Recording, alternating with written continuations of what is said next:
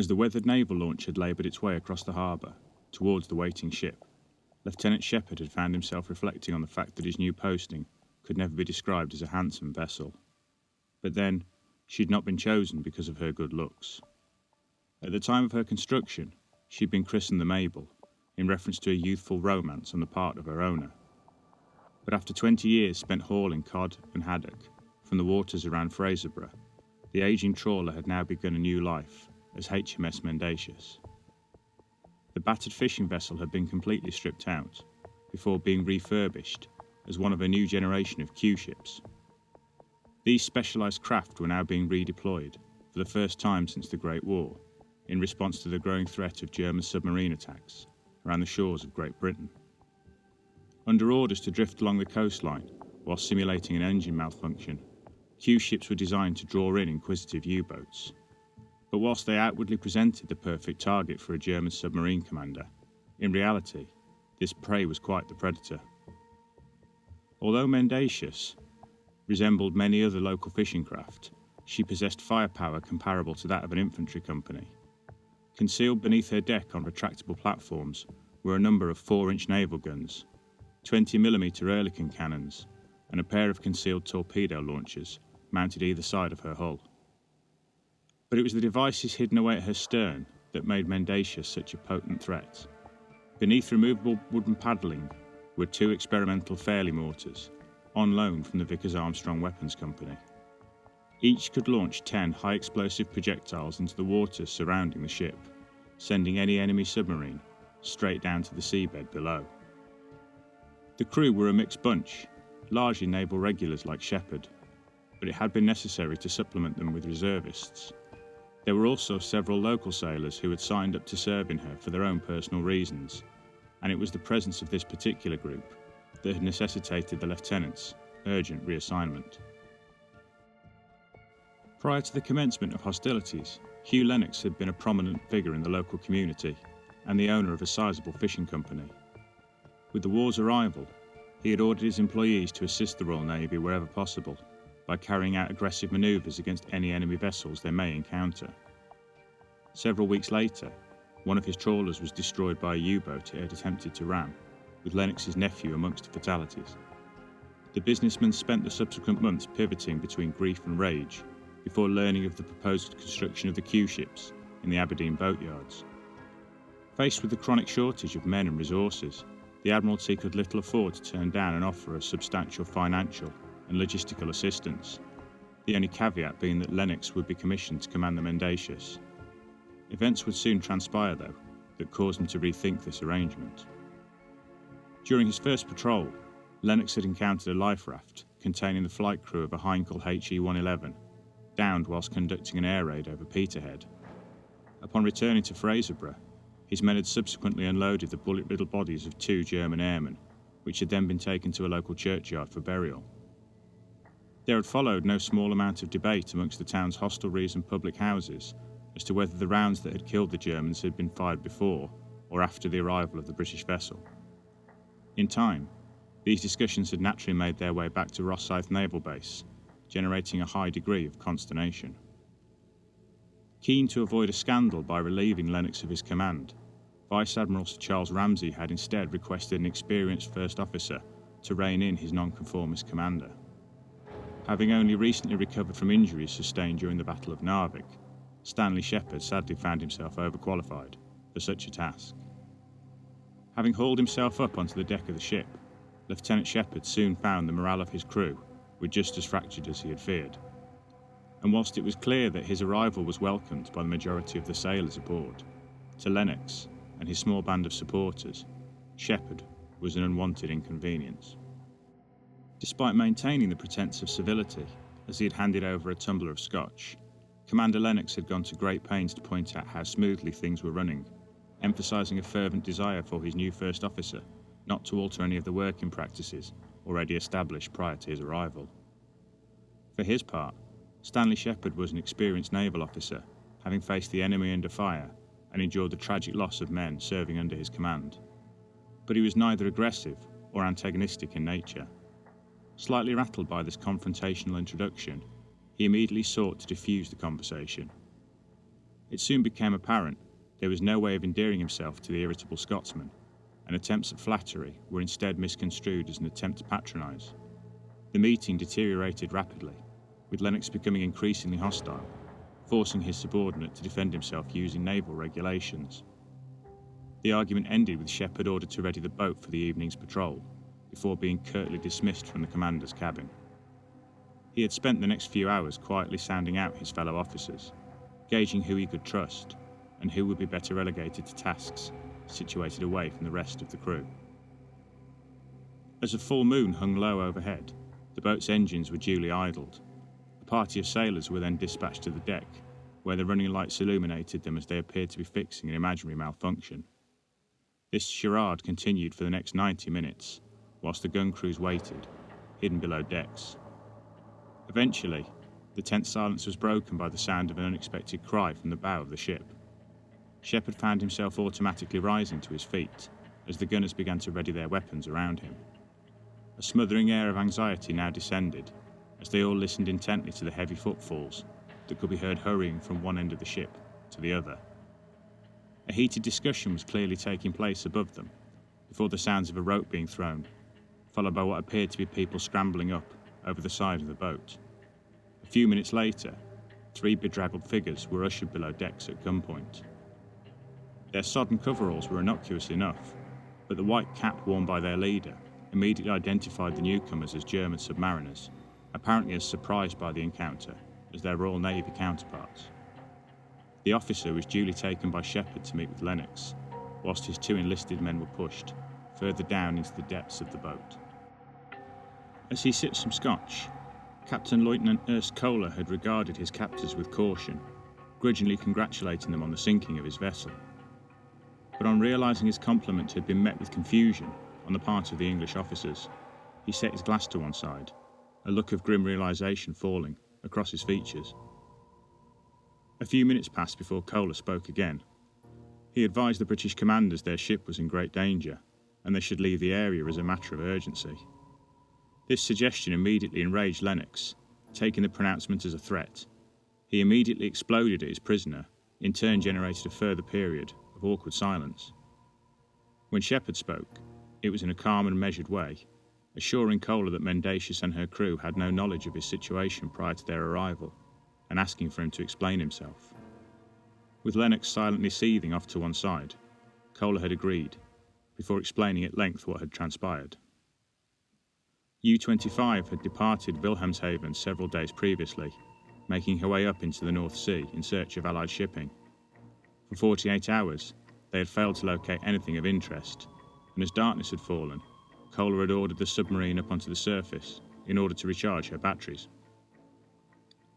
Standing up in the conning tower alongside the lookouts, Kohler had been struck by how quiet and calm the ocean was around them. This stillness was suddenly shattered by a violent shift in the stability of the boat and the sounds of panic shouting emanating up from deep inside her hull. As he had gone to climb back down the ladder, the sub had again lurched unexpectedly to one side, a torrent of water hurtling through the command room beneath him. From fore and aft, he could see crewmen scrambling over one another to escape, screaming that something was cutting through the hull at either end of the boat. Realising his ship was doomed, the young officer had scrambled back up the metal rungs, only just managing to throw himself clear as the top of the conning tower had disappeared under the water's surface behind him. Other than the 2 lookouts, no one else had escaped. The survivors had clung to one another for what seemed an eternity, drifting in the water until they became aware of a ship in the distance. But their initial elation at being saved had been short-lived, as they had been taken into captivity.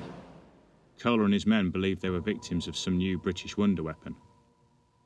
With the interview concluded, the German officer was removed to join his detained comrades, leaving the executive officers of the Mendacious to consider his story.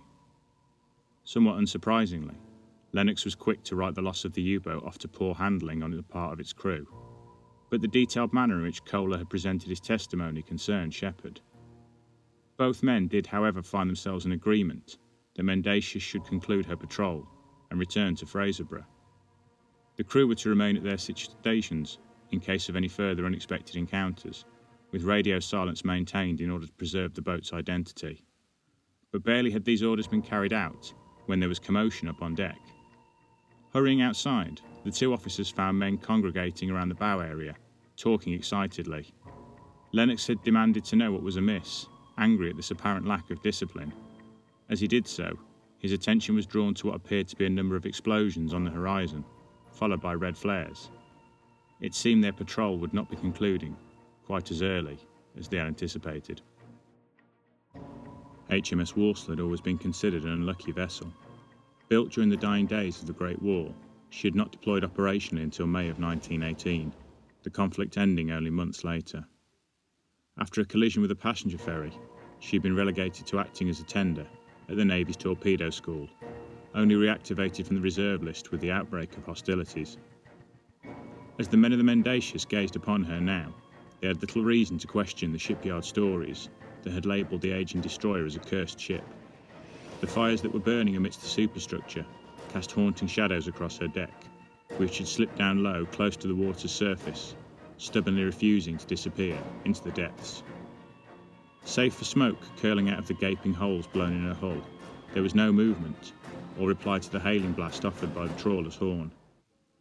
Barking orders at the sailors in order to shake them from their stupor, Shepard began to form a boarding party, advising the nominating men to arm themselves accordingly. Doing so, he turned to look at Lennox, curious as to how the commander would react to him taking the initiative. His inquiring gaze was met with a grudging nod of approval. Shepard found himself wondering if the Scot was merely eager to get him off the Mendacious, or had come to the realization that he was now somewhat out of his depth. The 6 men who joined the lieutenant in the ship's launch were all Navy regulars, a petty officer by the name of Harrison, and 5 of the ship's ratings. They had armed themselves with Thompsons and a pair of the new Sten submachine guns, complemented by knives and cudgels that would never have been allowed aboard a conventional Navy ship. Boarding at the point where the wounded warship's deck lay lowest to the water, the group slowly fanned out, guns up and at the ready. Back aboard the Mendacious, their progress was followed intently by Lennox and the rest of the crew, all nervously scanning the stricken destroyer for signs of who or what might have been responsible. Their comrades watched on as the boarding party methodically satisfied themselves that the upper areas of the ship were clear, before disappearing from view into the interior of the Warsaw. Shepard and his band had not ventured far along the maze of corridors and hatchways before they located the first few members of the ship's crew. Lying on the deck before them, cast in the dim emergency lighting that shone from above, were 4 bodies. Motioning for Harrison and another of the sailors to investigate them, Shepard raised his weapon and aimed it into the depths of the darkened metal corridor. When the petty officer rose to his feet moments later, he wore a haunted expression. The 4 men were dead, the gaping wounds they had sustained too deep to be gunfire, yet too uniform to have been caused by any explosion. As the small group continued further into the bowels of the Warsaw, they found more bodies, sometimes lying alone, others in 2s and 3s, but all defenceless, having been dispatched in the same brutal manner. They were nearing the engine room when the smothering silence that surrounded them was broken by the sound of hurried footsteps. Someone was heading towards them at no small amount of speed.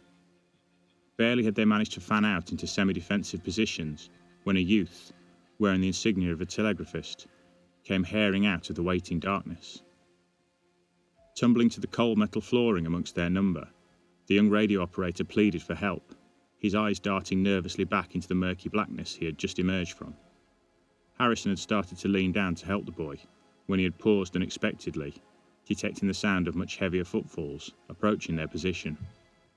Still whimpering in fear, the youth had scrambled past the Mendacious crew members before they could stop him, continuing on a desperate dash up towards the ship's deck.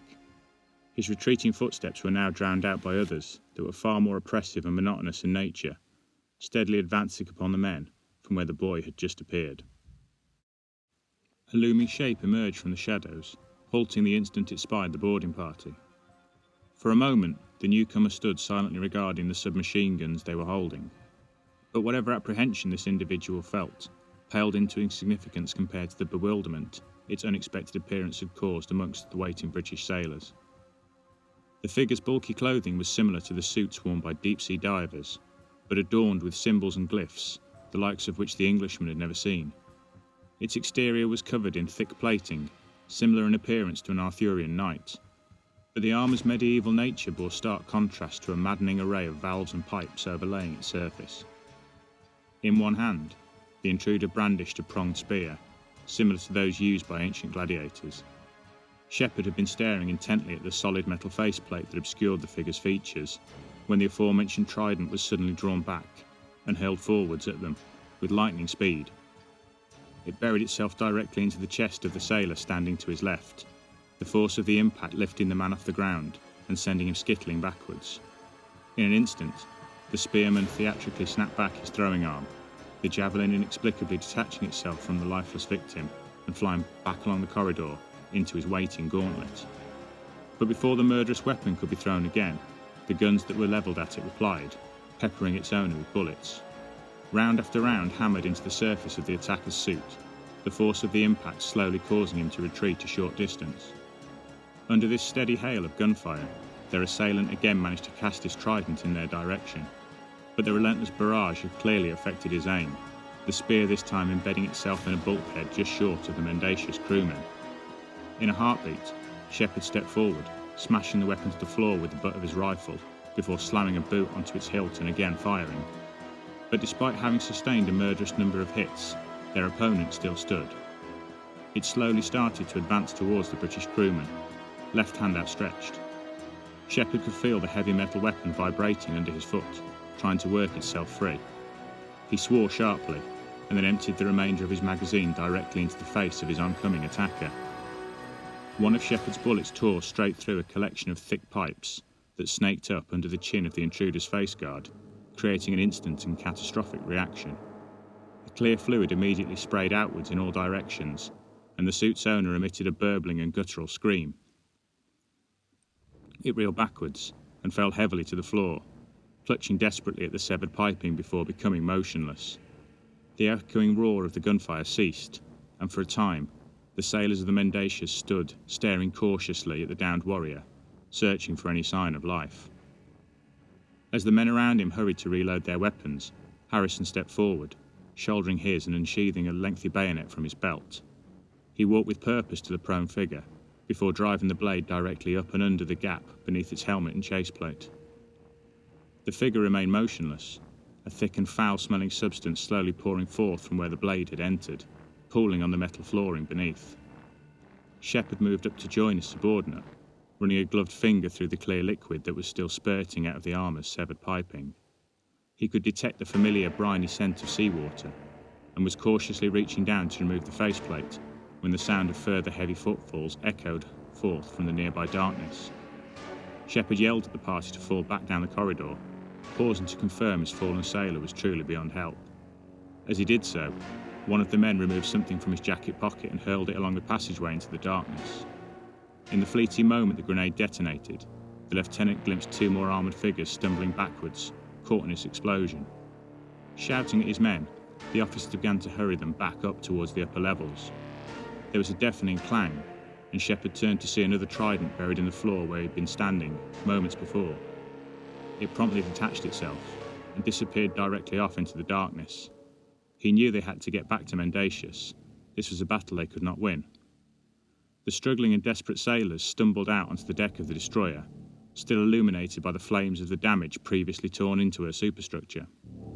Hearing more gunfire, Shepard yelled at his men to cease fire, only to realise the sound was not in fact coming from his boarding party.